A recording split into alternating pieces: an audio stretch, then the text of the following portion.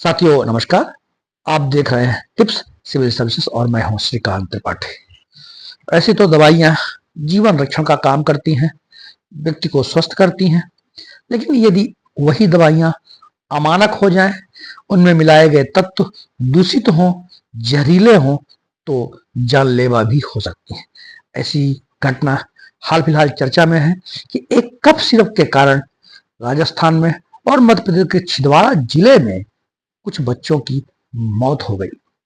उस cough syrup का की टेस्टिंग कराए जाने पर, जांच पड़ताल कराए जाने पर उसमें अमानक तत्व डाईएथिलीन ग्लाइकोल लगभग 47% पाया गया। डाईएथिलीन ग्लाइकोल एक प्रकार का जहरीला रसायन है, विषैला तत्व है और ये ग्लिसरीन का ही प्रकार है, लेकिन यह इंडस्ट्रियल ग्लिसरीन है, अर्थात उद्योग में काम आता है।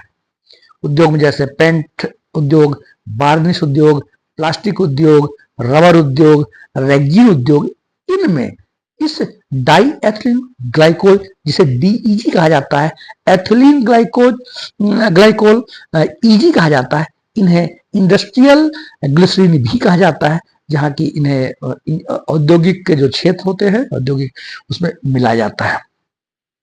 तो क्या ये जो दवाइयां होती हैं, दवाइयों में भी ग्लिसरीन मिला जाता है, या ये दवाइयों में ये अमानक जो ग्लिसरीन है, इंडस्ट्रियल ग्लिसरीन है, वो धोखे से या जो कंपनियां होती हैं अपने फायदे के लिए अमानक तत्वों को मिला देती हैं।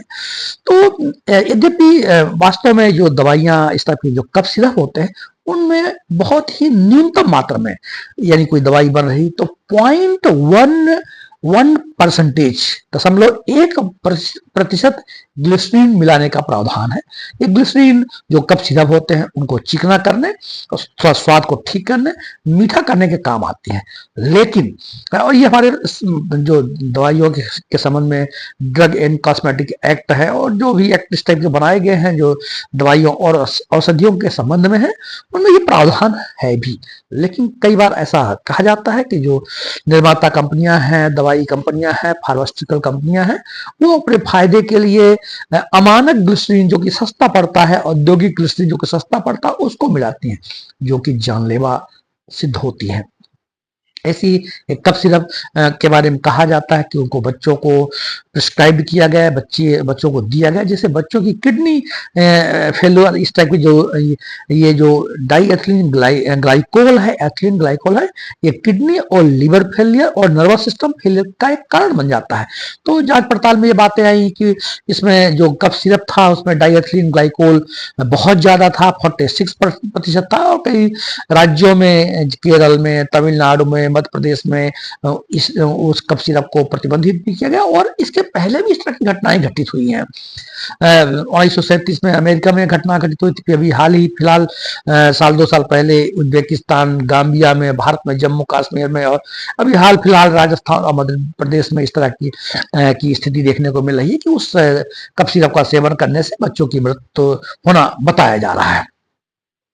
इस संबंध में हमारे दवाइयां मानक रूप से तय हो, उन्हीं इंग्रेडिएंट्स को मिलाया जाए, उन्हीं तत्वों को मिलाया जाए जो कि उचित है, और इनकी देख रेख के लिए, कंट्रोलिंग के लिए केंद्र स्तर पे हमारा संगठन भी बना हुआ है, जो central drug standard control organization CDSCO, ये केंद्र स्तर पे है। इसी तरह का राज्य स्तर पे भी है, ड्रग इंस्पेक्टर भी है और लैबिंग जो टेस्टिंग लैब भी है।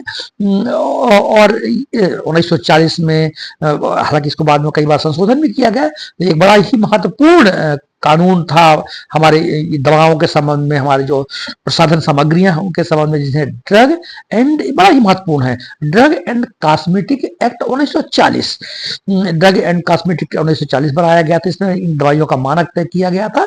और इसके बाद भी 2023 में इस तरह के भी कानून लाया गया, drug and medical device cosmetic act 2023 में लेके आया गया।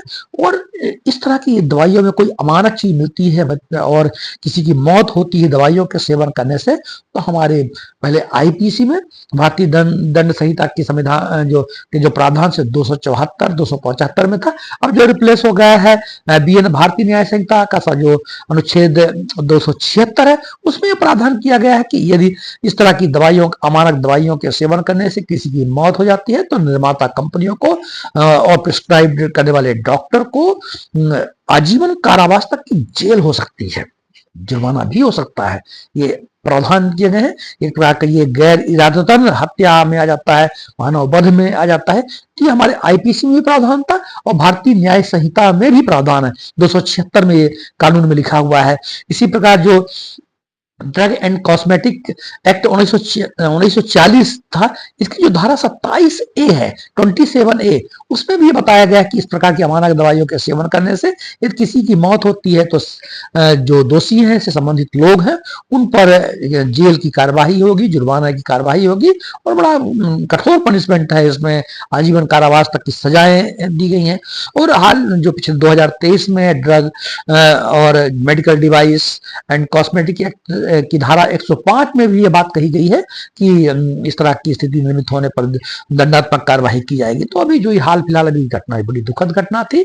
तो इस तरह जो हमारी सभी निर्माता कंपनियां हैं, इसको देख रेख करने वाले लोग हैं, टेस्टिंग लैब्स हैं, दवाइयों की जो मानकता है उसका स्टैंडर्डाइजेशन है, उसको देख करके ही उनको रिलीज करना चाहिए, उनको वितरण करने के लिए लाइसेंस देना चाहिए। तो इस संबंध में जो हमारे प्रावधान है, हमारे सिस्टम है, हमारी प्रणालियां बनी है, उनका पालन करना सभी के लिए जरूरी है।